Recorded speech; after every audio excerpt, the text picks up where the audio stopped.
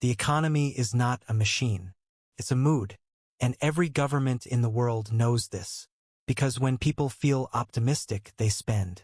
When they spend, the economy looks healthy. And when the economy looks healthy, governments survive. But when the mood turns, when people get scared, angry, or uncertain, everything breaks fast. This video is about how governments manage that mood. Not officially, not openly, but constantly. And once you see it, you can't unsee it. Right now, this topic matters more than ever. Because across the world, something strange is happening. Inflation is cooling, but people still feel broke. Stock markets are up, but anxiety is higher. Unemployment numbers look fine, but no one feels secure. That gap between the data and the feeling is the danger zone. Governments don't just manage money. They manage perception. Let's start with a simple truth most people never hear.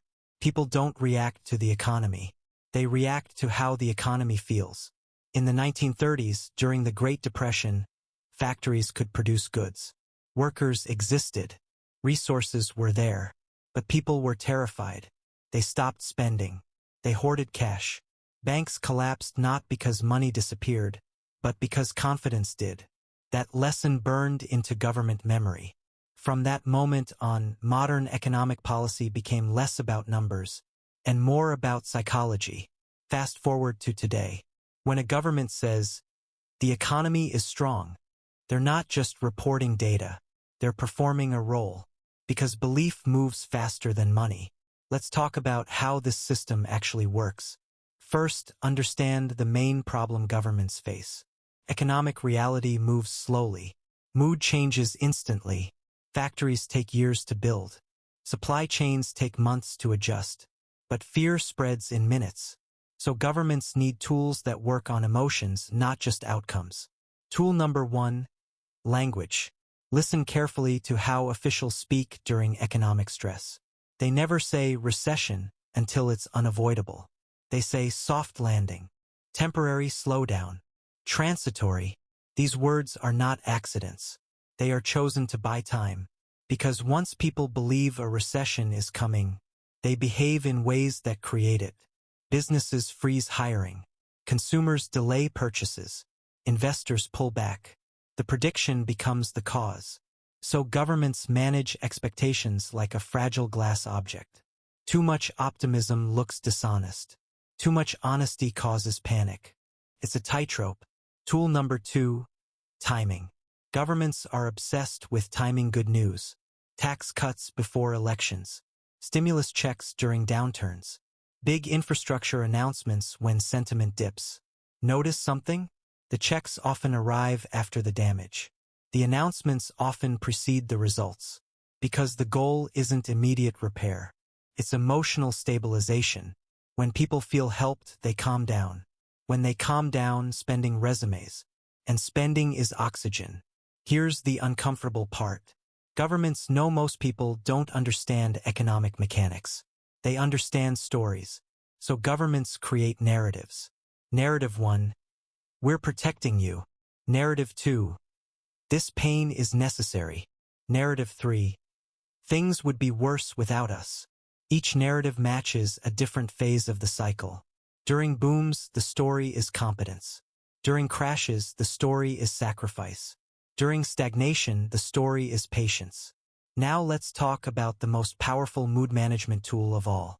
Central banks. Officially, central banks control inflation and employment. Unofficially, they control expectations. Interest rates are not just a math lever. They're a signal. When rates go down, the message is, spend, borrow. We've got this.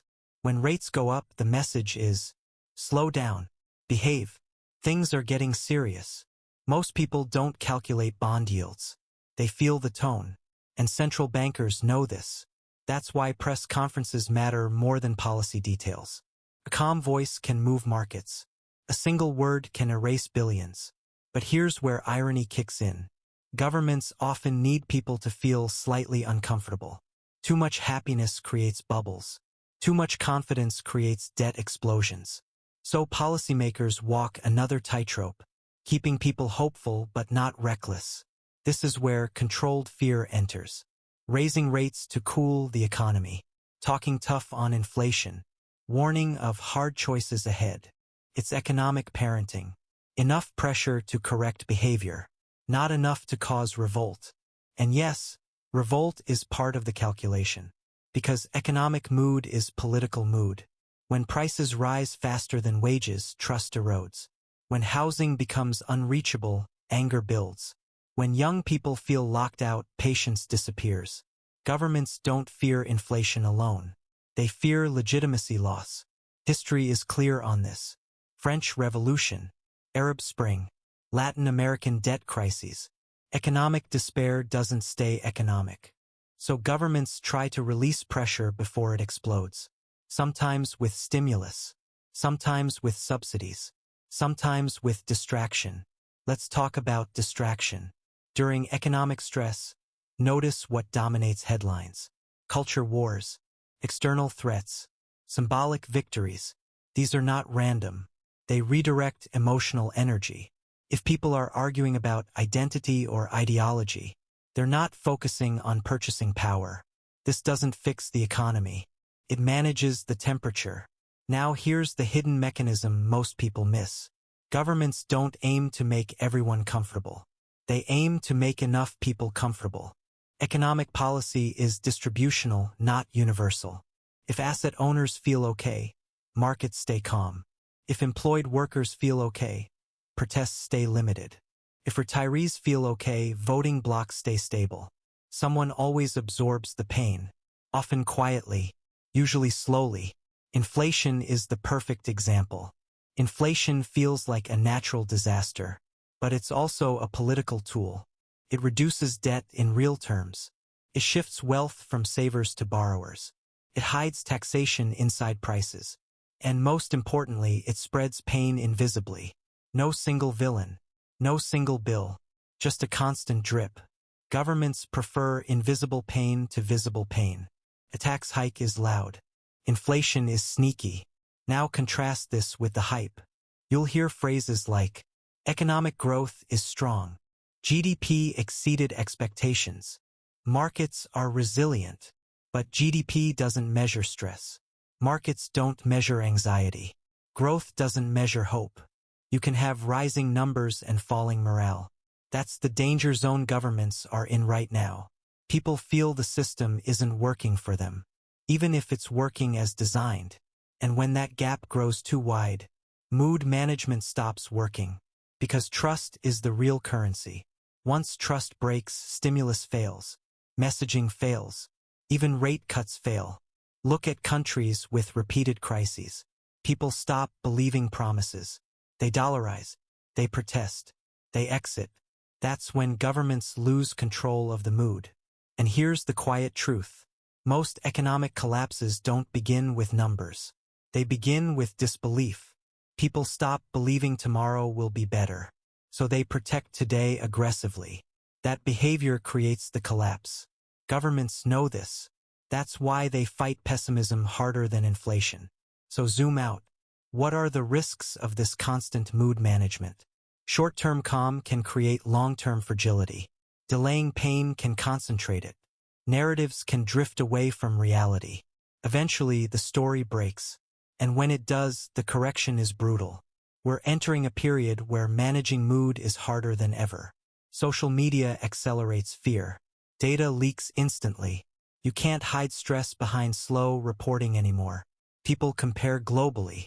They notice contradictions. They feel manipulated. So the old tools are losing power, which leads to the final uncomfortable question. If governments can't control the economic mood anymore, what happens next? Do they regain trust through real reform? Do they tighten control? Do they accept volatility? Or do people start managing their own expectations, separate from official stories? Because once the spell breaks, the economy stops being a mood and becomes a reckoning.